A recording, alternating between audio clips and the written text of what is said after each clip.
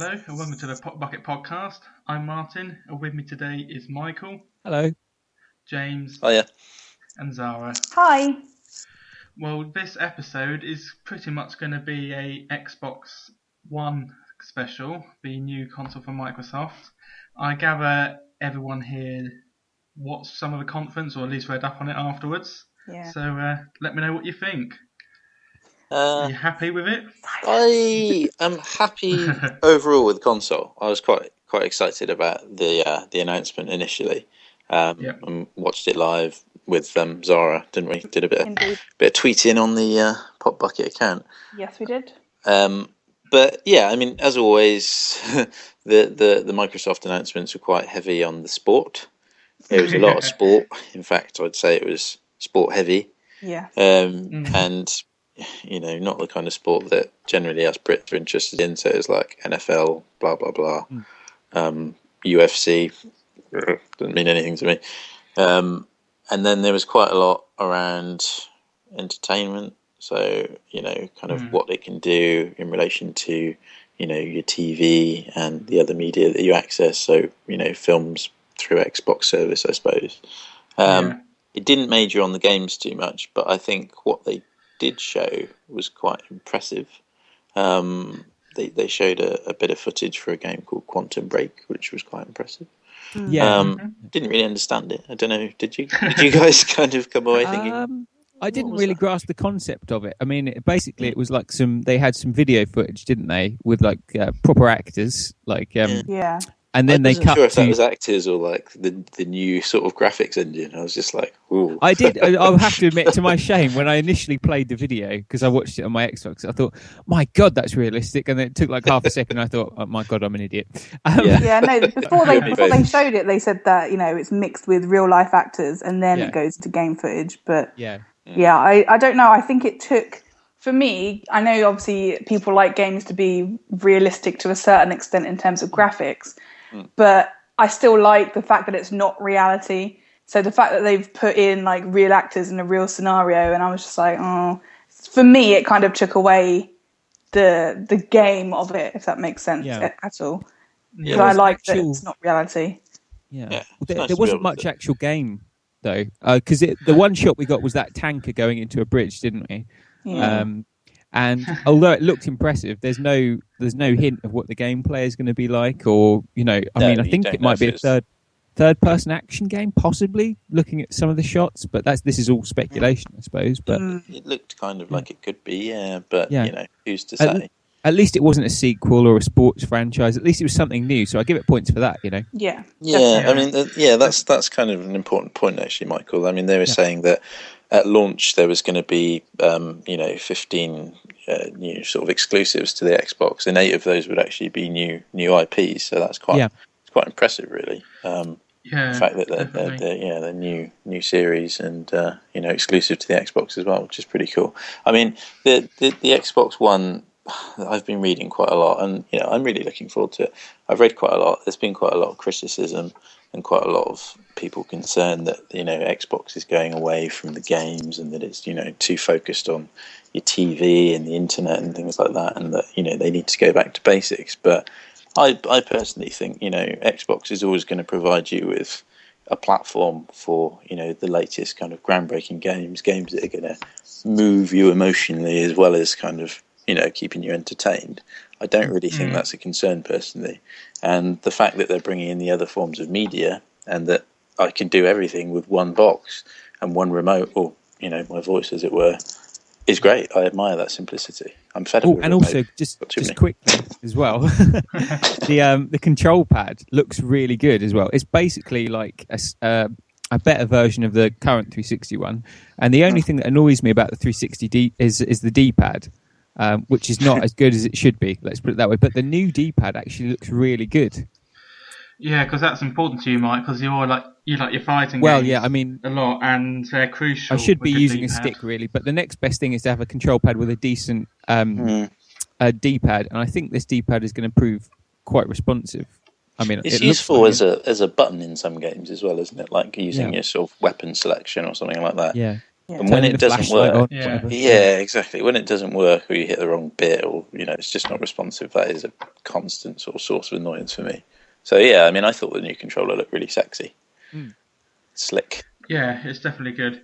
What do you think about the name, like Xbox One? I find it personally a bit odd. Yeah, it's a bit confusing, isn't it? It's like when they try and reboot a film by giving it the same name, and they've gone, oh, well, we're not going to call it Xbox, we'll call it Xbox One. Yeah, Xbox Origins or something. Yeah. I can understand why they've gone for one, but I thought Infinity sounds better because it's like how it all links up and it's all possibilities are endless and sort of because it's actually one as in the number one. Yeah. But what the one after this then? What would they call the one after this if this one's called Infinity? I don't know. Zero. That's what they Beyond Infinity. That's a good thing about Sony is they don't have to pay lots of money for people to work out a name. Yeah, because they just instantly go. I think the name's fine. I don't know why people are getting hung up by the name Xbox One. It's number one of a brand new generation. I don't understand what the problem is. I know a lot of people have been making a big deal out of it. It doesn't make a difference. It's just the name. The only thing people for me got is used that to the Wii, they didn't they? About, so like Xbox original, like the first Xbox. I've always called that. I know no one else does, but I've always called it Xbox One. And the new one, obviously, the current one, I'd obviously call Xbox 360. So I'm going to have to adapt my particular lexicon. But apart from that, I don't really care. Yeah. See, I actually used to call the original Xbox, and then the 360 a 360. So for me, it doesn't really make any difference. But yeah, it's it's a little thing. It's a minor detail. Yeah. Well, but I think spec and everything's more important than the name. So let's move on. Yeah, that was just what I was about to say because you've got this. Obviously, the thing is, it's got a built-in camera now. Which is going to be responsive to you as soon as you come in, like the room, if it's like plugged in and on, which is pretty cool. And it's going to be a better one than the one they had in before with what was it called? Connect, yeah. Which obviously I don't use, but the fact that it's bundled with the thing, I don't actually mind because it might actually get me using that a bit more than if it had come separate. Because I don't know if I would have purchased it. So maybe it's just a nice way to tempt people into. Yeah, the good thing is that every game made for the Xbox One, the developer will know the person will own a Kinect, whereas now they have no idea really who's got a Kinect, whether it's a core, whether it's just people got Kinectimals or whatever it's called again. Yeah, it's with the PlayStation 9, with the PlayStation 4 as well, they know everyone's got the camera, and Xbox been trying to. Microsoft been trying to use some games with the Smart Glass application, but that doesn't work because no one knows what device they're using or if they actually got a device. Whereas the Wii U gamepad, everyone knows everyone has a gamepad, so you can actually use it quite effectively. It's true, everyone's on a sort of an equal footing, aren't they? Because at the moment you've got, I think developers are a bit wary about making games solely for Kinect. And then you've got others that do sort of, it's got Kinect features, so it's better with Kinect, which is, I've not played a game. I think stretching the truth marketing. I've not played a game yet that I would consider was better with Kinect. I mean, like Halo Combat Evolved, that was absolutely awful. Like, I just found myself throwing grenades every 5 minutes. Certain sounds that were happening in the game, the microphone would pick that up and think you were doing a voice command, and it's like, why is my flashlight coming on? It's just, it was a bit bizarre. But I think Mass Effect, I used a bit of better with Kinect with Mass Effect to do some squad commands, but I just sort of switched it off after a while because it got a bit annoying with the dialogue sections. Oh, right. On the whole, I think they're more token features, aren't they? Yeah. That Microsoft has said, okay, we'll give you £1 million if you just whack in the Kinect feature or something like that, I'm sure. Yeah. But I think same with the PlayStation Move as well at the moment. It's like some token games have it. But hopefully it means some really immersive games for the Xbox One. And the one thing they didn't do was that Illumi Room. But maybe they do that at E3. Yeah, I was kind of wondering about that because obviously they were talking about Illumi Room in the lab, weren't they, a while ago? And they were uncertain whether it would actually make it to the next generation or whether it was just a bit of an experiment. I'd really like to see that. I think it's a very more interesting technology. Yeah. That I can see how it could be quite cool. Yeah. Whether it annoy other people in the living room, like Sophie be dazzled as she's trying to sleep by some snow effects coming into the room.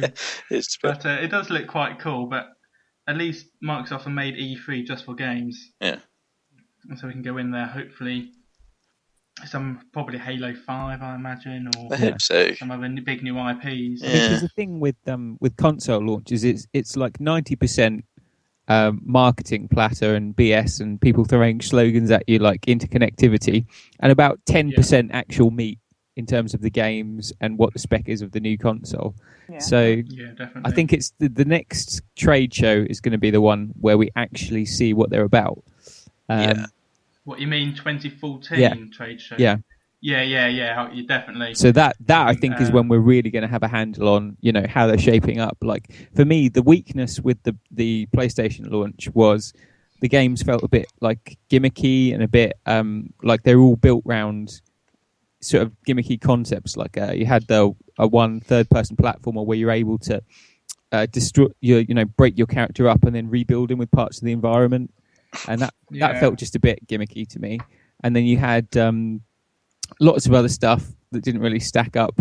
And for me, the weakness of the Xbox was what we touched on earlier, was it was too reliant on franchises and existing things. So I'm looking forward to seeing, or not looking forward to seeing, depending on how it goes, whether they can actually pull their game together and come up with some original titles. So that's it, isn't it? I mean, looking at kind of Forza, it's great for showing off like graphical capabilities and what you can do with the hardware, but it's nothing we haven't seen before, basically. It's a racing game, and like you know how those work. They've generally got 4 wheels and a steering wheel, and they go around in circles.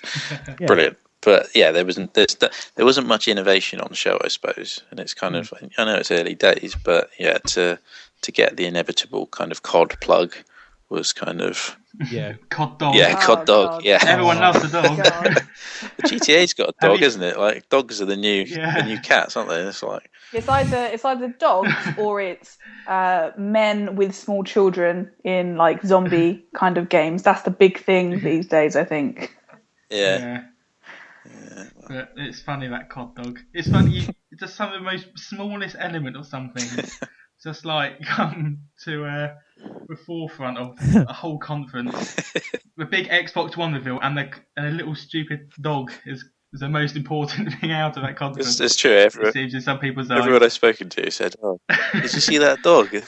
COD's got dogs now." It's like, is that all you took away from that briefing?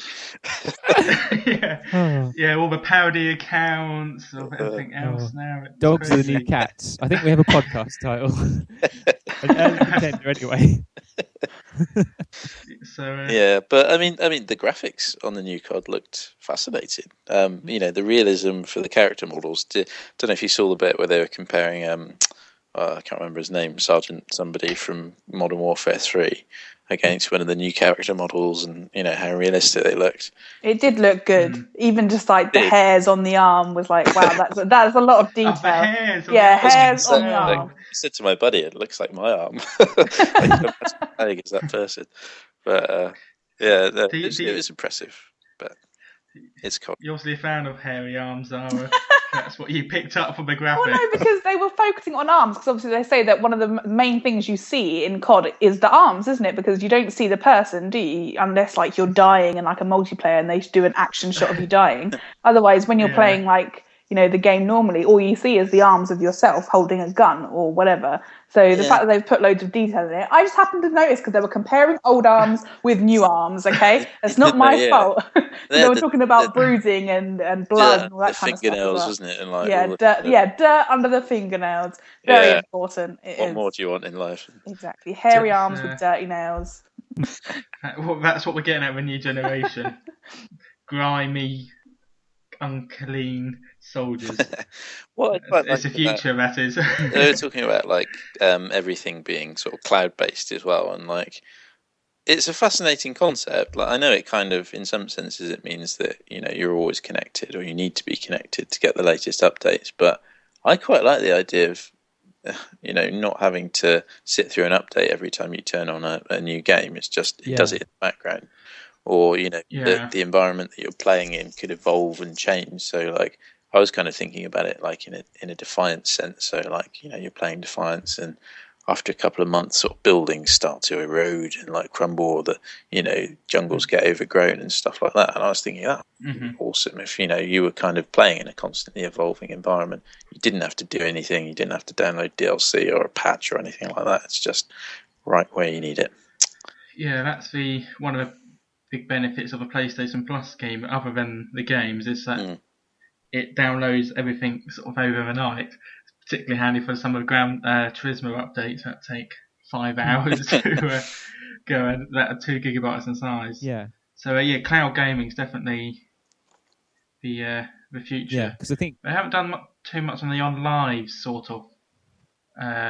It's gone now, isn't it? Didn't it? Yeah, but that sort of principle. Yeah, I had a little brief dalliance on live, and I quite like the concept actually, and I like the fact that you could watch other people playing, because you'd get a feel for the sort of games that you might actually want to go and buy in the shop just by watching what other people were doing. Like I was watching someone playing one of the Lord of the Rings kind of Star Wars Battlefront style games. I can't remember what it's called, Middle-earth or something.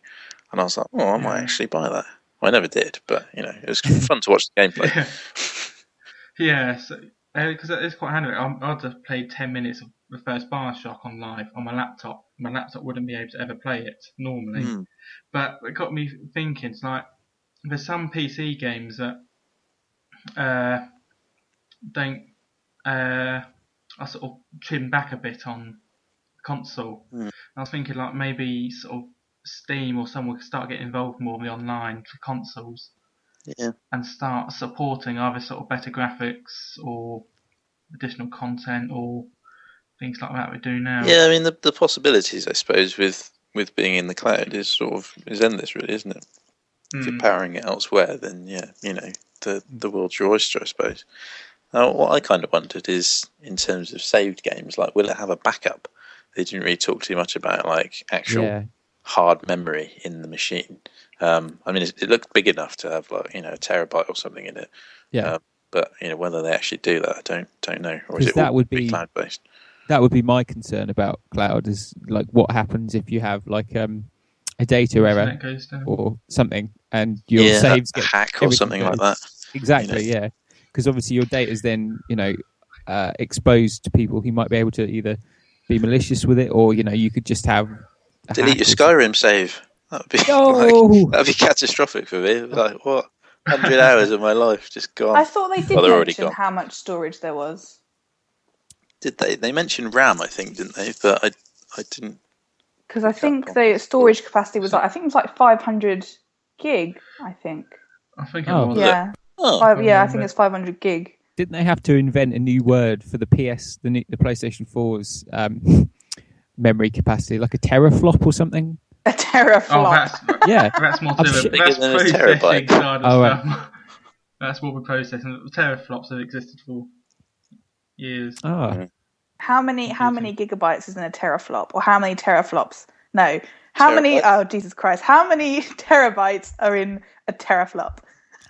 I've no idea, but I don't know how they arrived at teraflop. I would have liked to have been at the marketing in the session. Yeah, that would have been awesome. They're going down a list of names. Teraflop. That's it, Terry. That's the one. Promotion. A teraflop sounds like a failed terabyte. It's a teraflop. I tried to be a terabyte, but I didn't quite make it. Yeah.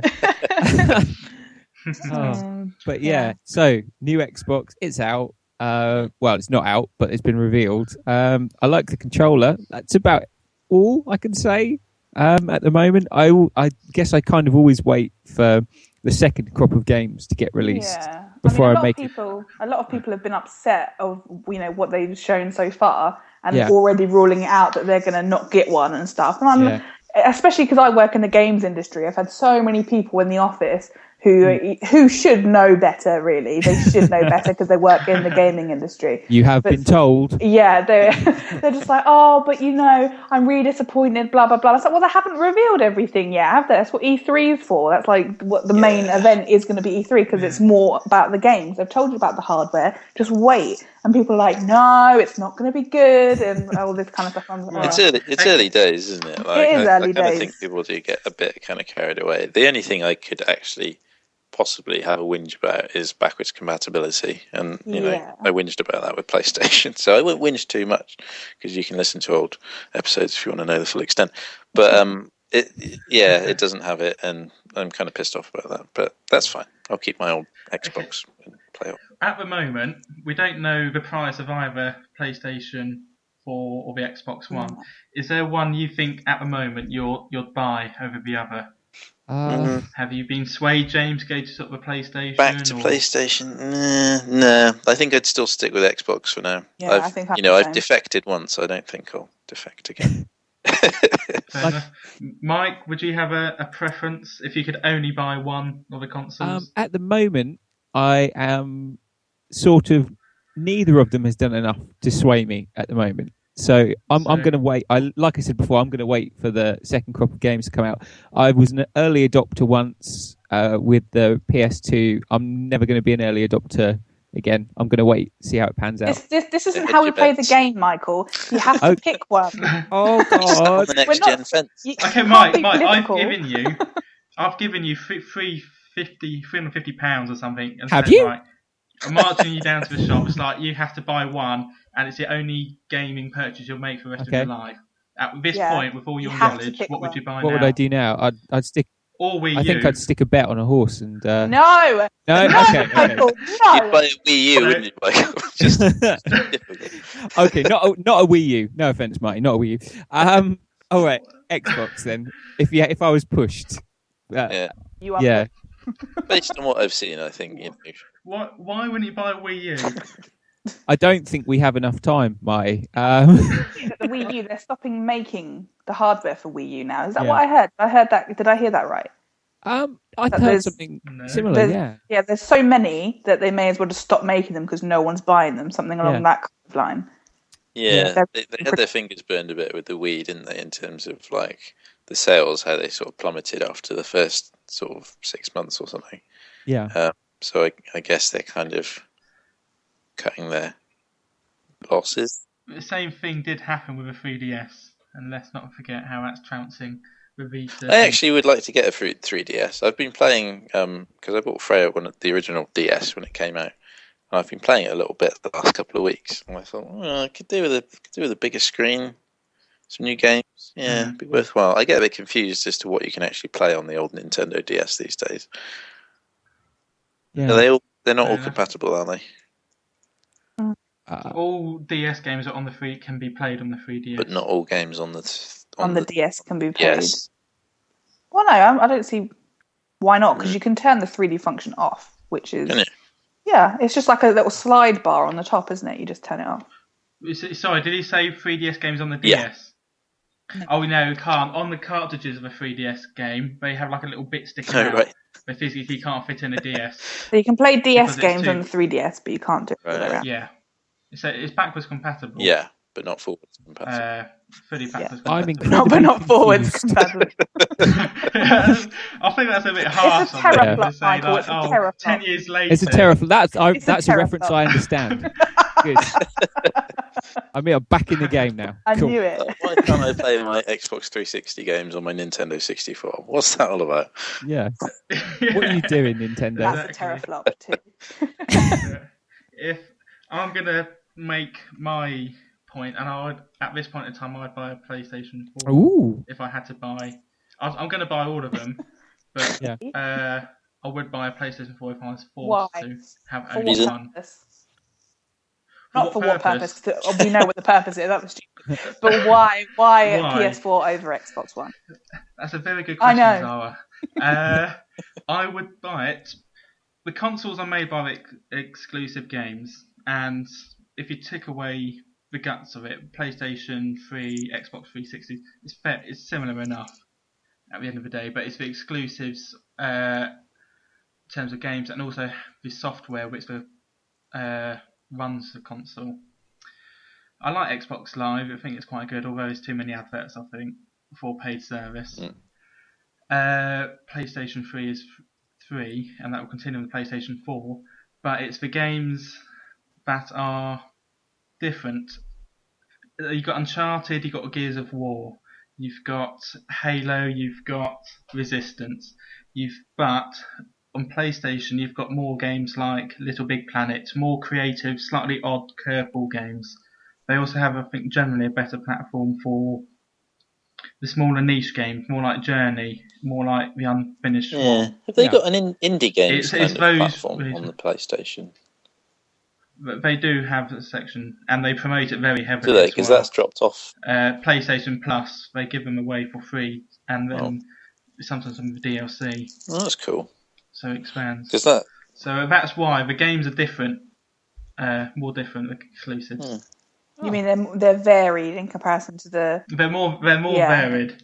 I can't think of a really fun, quirky, Little Big Planet-esque game that's really well made on the Xbox 360. That's actually a good, nothing in the really same good quality. point. It is a good point. Yeah. What about from I Dust? don't like. From Dust, that was an Xbox exclusive, wasn't it? Yeah, they've both got their own really good exclusives. But I think the PlayStation 1 are better. Yeah. I mean, they've got some pretty cool things going on.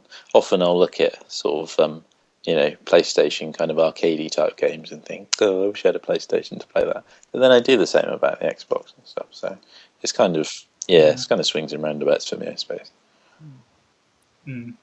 But I will buy both consoles anyway.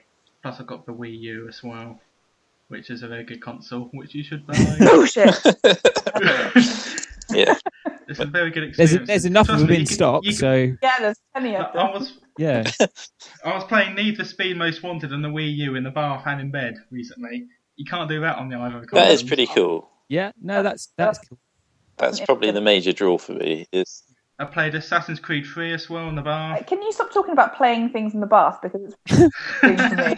It's definitely not selling the console to me, I'll be honest. Okay. I was their marketing campaign is Martyn in the bath. With a nice little wink to the camera. The tagline would be, you can't do this on the PS4.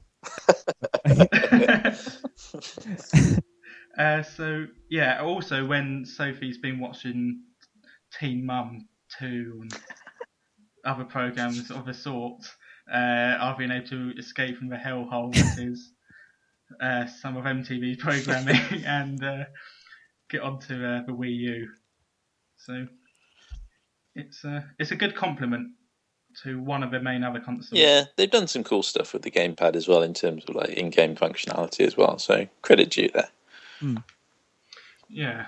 So on the subject of unpopular things that I like, we're going to move on to our question of the week. It's gone quite neatly. I was going to say, that was rather smooth. I've mucked up now. Carry on. Almost like you planned it.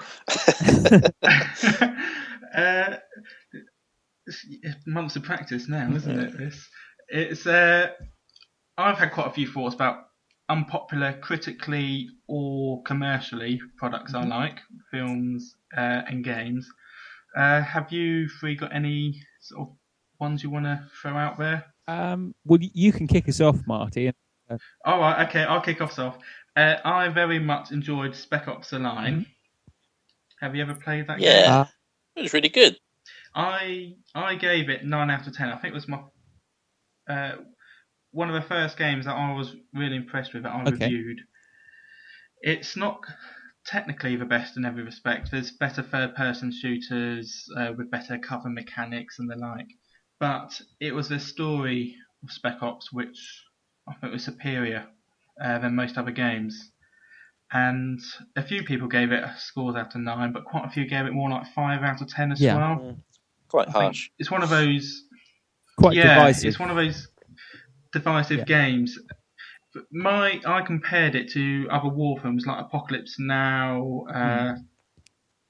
and sort of films, particularly like some of the 70s war. Can I ask you there, Marty? Because I heard they had a screenwriter on board, a movie screenwriter. I think it was David S. Goyer. I might be wrong completely, but it was something. It was like a Heart of Darkness style plot, like an Apocalypse Now plot with the main character. Spec Ops: The Line is basically a remake of it, of Heart of Darkness. Oh, right, okay. It was, very, very, very divisive.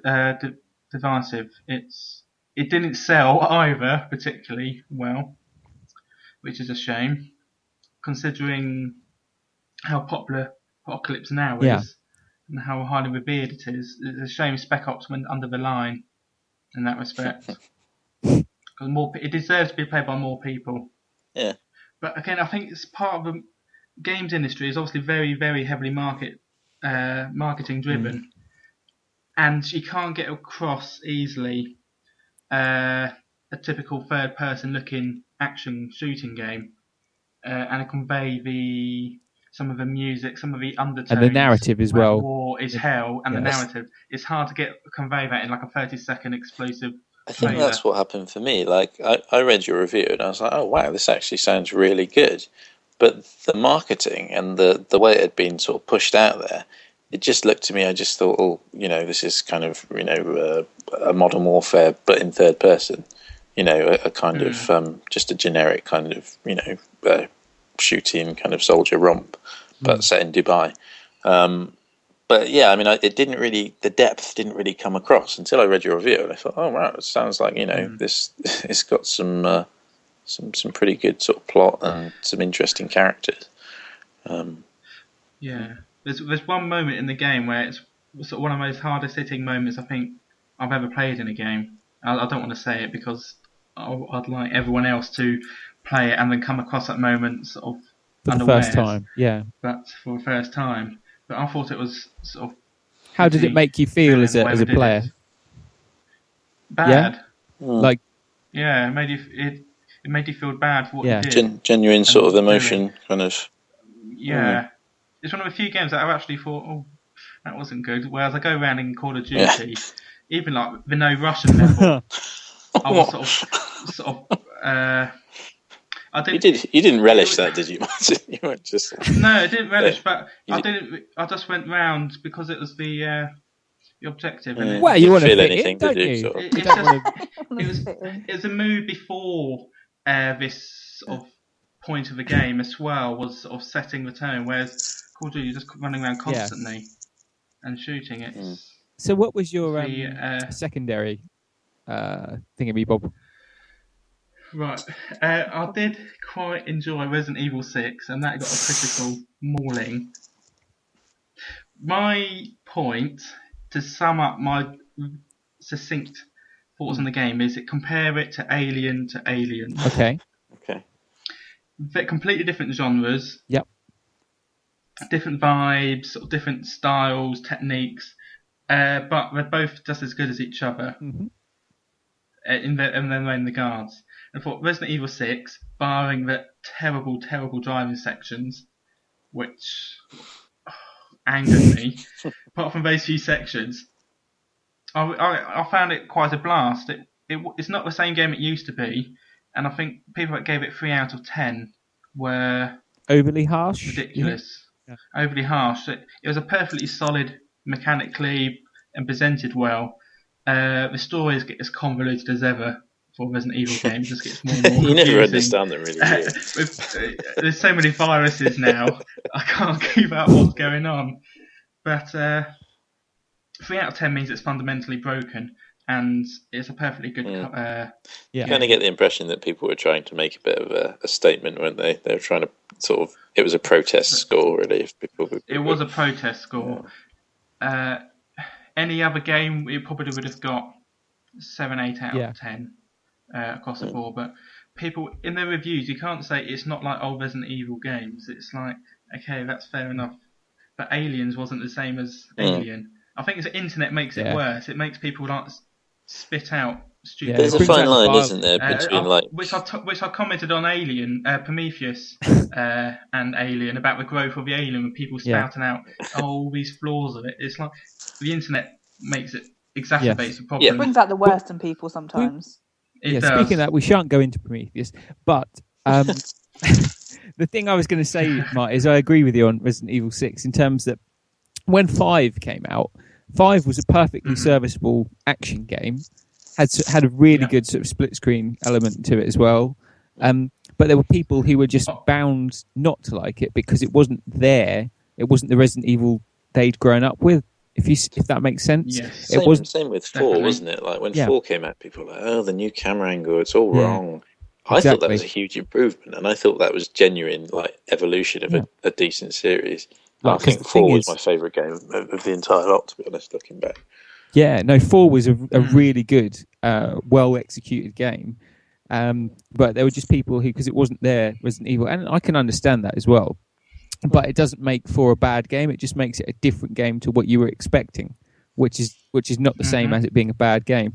6, I haven't played 6 so much, but from what I've seen, it looks like a slightly inferior version of 5. Not awful by any stretch of the imagination, if you know what I'm saying. But like you said, maybe a 7, maybe an 8. You know, but I couldn't understand the bile that was coming out towards it either. But yeah, I really enjoyed 5.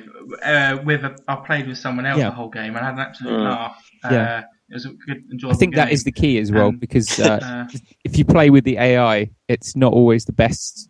That is a bit broken. Is it Ava? Someone. Shiva. Yeah. Shiva, wasn't it?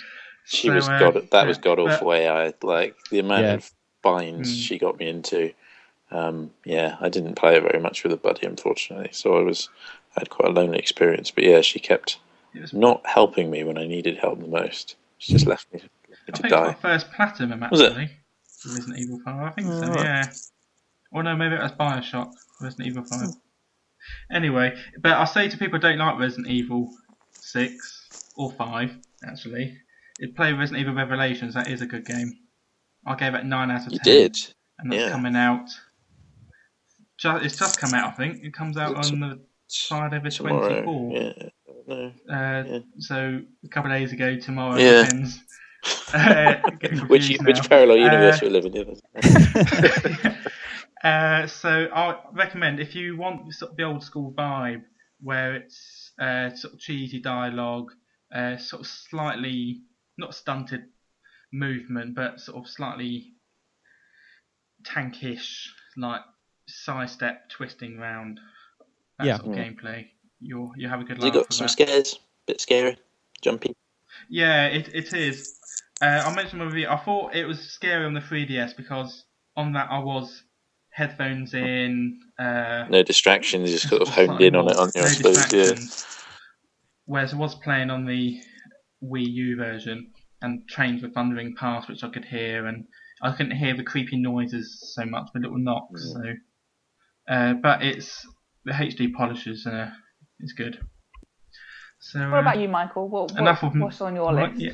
Oh, well, unfortunately, I couldn't think of any games because I'm quite boring when it comes to games. I tend to like sort of what everyone else likes, apart from a few exceptions. But I've got a couple of movies that I really like that got absolutely trampled on critically. Do it. Tell us. Wise words. Batman and Robin, wasn't it? No. Oh, thank God. Although I was quite young the first time I saw that, and I didn't mind it. But that's my excuse too. Looking back at it now, it's not quite the gem that I thought it was. Anyway, what do you want?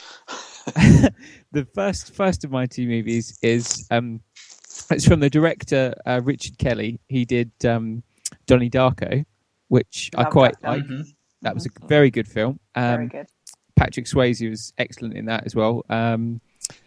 What was that? Yes, his second film, which is basically written off by most people as a complete mess, which is called Southland Tales. And I quite liked it. I didn't understand anything that went on. I didn't grasp any part of the plot or substantial parts of it. But do you know what? I enjoyed watching the things that were happening on the screen. And some Tales, is that the one that's got Dwayne Johnson in it? It is. It has The Rock in it as nice. As a paranoid actor who has a schizophrenic personality break that causes him to become the character that he is playing in a movie he's researching, and that's probably one of the least complicated parts of the movie. But I really enjoyed it visually. There's a lot of interesting stuff that goes on. The bloke from Highlander turns up running a mobile van where he sells guns out the back of it. I mean, it's just got a lot going for it, you know. And I don't think a movie always should have to make sense to be good. I think sometimes it should leave you with more questions going out than when you go in, even if that question is, what the hell just happened for the past 2 hours of my life? But sometimes that's a bad thing. In this case, it was actually I enjoyed being befuddled, if that makes sense. I enjoyed like the constant rush and now we're going to have a scene that goes from high comedy to tragedy in the space of like a second, and now we cut to a wide shot of a nuclear bomb going off, and now we cut to The Rock on top of an airship having a dance with Sarah Michelle Gellar. Yeah, I can go with that, you know. So yeah, that's my first one. The other one, my God, I can't remember. Can someone else jump in? Because I literally can't remember the second film now because I'm still thinking about Southland. I'll go into mine then. I couldn't think of like a huge amount of stuff. And I know more recently, because it's basically a series of films that I love, but they weren't very good at the start. People seem to like them now. It's the Fast and Furious series of films. And what makes me laugh is that the one that got me into the films was the one that people don't like. It's the worst Tokyo? one of the lot. Third one. No, it's actually not Tokyo. It's the second one that I watched first. Oh, Too Fast, Too Furious is like the lowest rated out of all of them on like Metacritic and IMDb actually. But that's the one that I first watched like at the cinema. And since then, it's really, really sad because I bought the box set on Blu-ray like when the fifth one came out, and now obviously I'm coming back to England like next week. The first thing my dad said to me was like, "Hey, when you come back, we should go and watch the sixth one." And I was like, "Yes." So I love it. I know. I mean, the newer ones are a lot more popular. Like the last one and this one have had a lot better ratings than what the first few had, but I still love them. I saw the second one at the cinema. Was it with you, Mike? I don't think so. I went with someone to see that film, and I really enjoyed that. I just so I was about 15, the second one might have been. Is that the one where they all the cars those garages? I thought it was really clever. I thought it was clever, and I don't know, just even because I watched it in a really bizarre order as well. So I think I watched the second one and then the third one, and then the fourth one came out, and I still hadn't seen the first one. So I think I bought like the three of them, and then I ended up trading them in and getting the whole like Blu-ray, whatever. I mean, my dad had a bit of a marathon of watching all of them through before the fifth one came out. And we watched them all, and I don't know. Every single one of them has a kind of bit in it where you think that's really clever, and it sounds really stupid because a film about stealing cars essentially and getting in trouble and just high octane kind of stuff. But there's, in every single film, I always think, well, that's clever. There's always one part of me that's like, that bit there. They keep it kind of fresh, don't they? Yeah, I think so. It never feels like sort of a stagnant franchise, I suppose. Yeah, and because especially in the last, sorry, Martyn, but especially in like the last one, obviously they introduced The Rock, Dwayne in it. Yeah. And this one, I don't know whether I'm not going to spoil it, but they introduced someone else in this one, and they're already making the seventh one. Really? So, so it's. I'm not going to say who it is, but I think. It's another big hitter? I think so. So, definitely a big character. It's a guilty pleasure of me too, that series. I like it. I haven't seen the third one. That's the only yeah, one I think that's the one that a lot of people ignore because it doesn't have there's only one character that's the same. That's one of the Chinese guys who's in the fourth and fifth one, but he's not in. I don't think the first or second. Is that again the Tokyo one? The third. Tokyo Drift. Yeah. Had Little Bow Wow in it as well, and the guy, I don't know where that guy went actually. Little Bow Wow, I'd completely forgotten about. Yeah, because they have to have a token rapper in there somewhere. Normally it's Ludacris. And you have a bit of Tyrese mixed up in there as well. Was Exhibit in like one of them, or is that something else? He might have been. I can't actually remember off the top of my head. Yeah, I don't know. But Little Bow Wow, yeah. Yeah, can't go wrong, can you? He's called Little Bow Wow. He's just Bow Wow because he grew up. But another dog. Yeah, another kind of dog all up in there. But yeah, I don't know. That's one of my kind of guilty little series of films and stuff. James, what about you? What have you got? Unless Michael, you can think of your second one already. I have done, but if James wants to go first, yeah, I could go. Mine's a game, released 2010, I think. Yeah, not particularly popular. It didn't sell particularly well to begin with, and got some really, I think, quite harsh reviews. But it's Deadly Premonition, which I picked up despite bad reviews. I took a gamble, as I often do, and for the first 10 minutes, I found myself watching this opening cutscene with these sort of really dodgy kind of PS2 style graphics.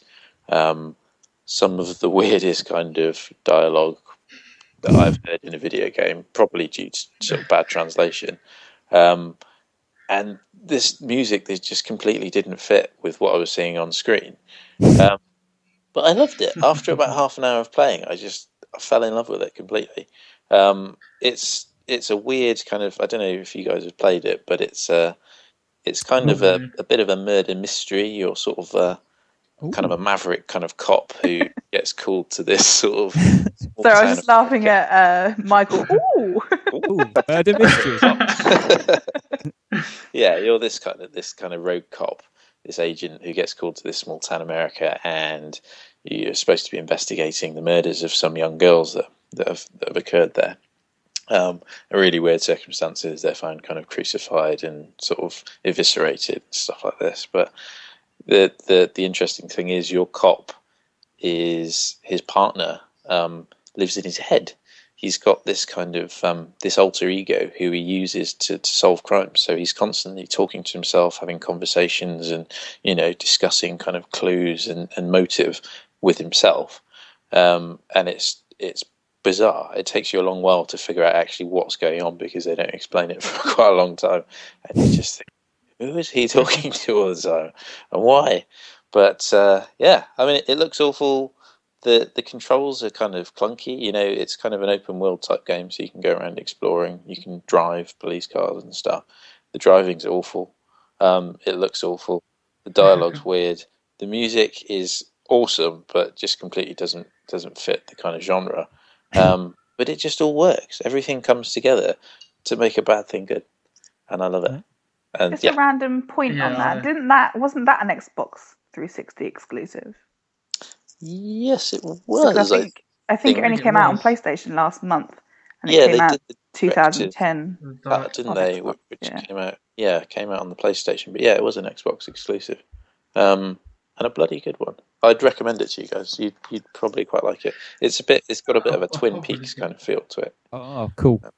Anything with like a David Lynch kind of feel is pretty awesome. You said one thing to Mike that he was going to be sold on. Just say Twin Peaks. Just say it.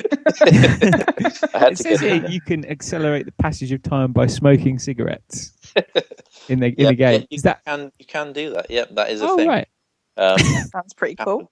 Yeah, it's got some really weird mechanics. It's also, like, on top of being a murder mystery, it's also got this weird zombie thing going on. So at certain points in the day, for no apparent reason, you'll be in the middle of solving a crime, and all of a sudden it will go dark, and this weird kind of vegetation will start to grow out of the walls and the floor, and then zombies will appear for no apparent reason, and you have to kind of traverse like a nest of zombies to get to your next objective. That sounds like Silent Hill. It is a bit, yeah. How becomes like the other world, the underworld, whatever it's called, and like all the nurses start and the walking Pyramid out. Head. Yeah, it's a bit like Silent Hill, but it is linked to the killer and the storyline. I won't say too much, but yeah, it all fits together. It's weird. Yeah, I'll probably try and pick up the director's cut that's come out. I'd be keen to know what you think of it. I'll add that onto the pile of shame, which is never decreasing in size, unfortunately. You know what really worries me about Xbox One is that my pile of shame will never be bested.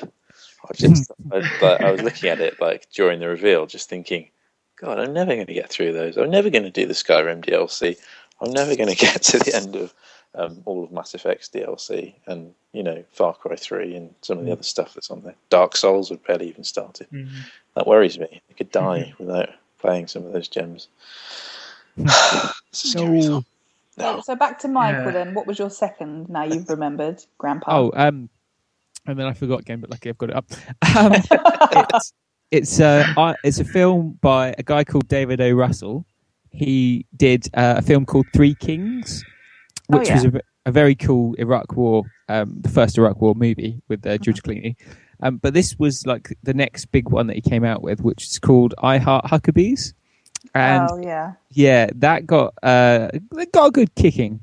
And it did get panned, didn't it? Yeah, this is one of those films where I took a chance on it. It was like a fairly late night, and I was watching film 4, and it came on, and I'm not sure if I enjoyed it in the way that they intended me to enjoy it, but I found it hilarious. I mean, I think it is at its heart, it's a dark comedy. It's basically about this guy. He has an existential crisis, so he actually hires a pair of existential detectives, one played by Dustin Hoffman, one played by, I think it's Lily Tomlin, to follow him around to try and understand what it is about his life that's, giving him this crisis. And it takes in everything from rival existential detectives to trying to having Mark Wahlberg's fireman character coming in and befriending him, and they have bonding sessions where they hit each other in the head to try and feel more alive. Standard. He's like, what's the point of hitting yourself with the giant rubber ball? He goes, it makes me feel more alive.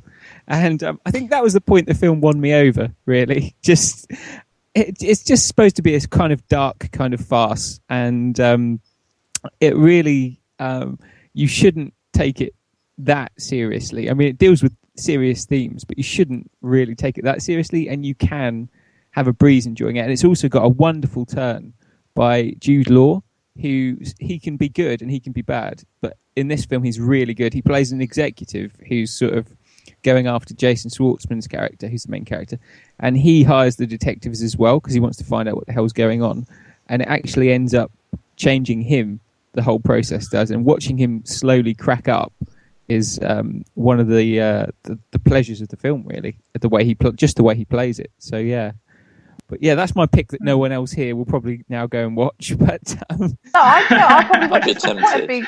Quite a big cast by the sounds of it. You mentioned Jason Schwartzman, Dustin Hoffman, Mark Wahlberg. Yeah, you might. Yeah, I like Dustin Hoffman. So it's definitely one of those kind of art house-ish films, but it's made by a big name director, so I think that's what put a lot of people off, because they were expecting something like Three Kings again. They're expecting, it's going to be ha ha ha, instead of having to go, what the hell is this? But as I've mentioned before, I enjoy being confused, so there we go. Well, hopefully after all our suggestions, people will listen to this and think, I'll give Deadly Premonition a go, or sort of one of your films, Mike. Just can't remember. One of your films. He's not going to remember, to be honest. We've got a record, we'll be fine. And hopefully people will finally watch the third Fast and Furious Tokyo Drift as well. For a lot of the audience, that is a real plug. Yeah. One final point on Deadly Premonition: you've got a beard that grows in real time. Wow. There you go. What other game can boast that? That's where you got your superhero thing from, right? When you decided that's true. The thing you wanted. I haven't actually made that link, but yes. There you go. Subconsciously, well that's where you got it from.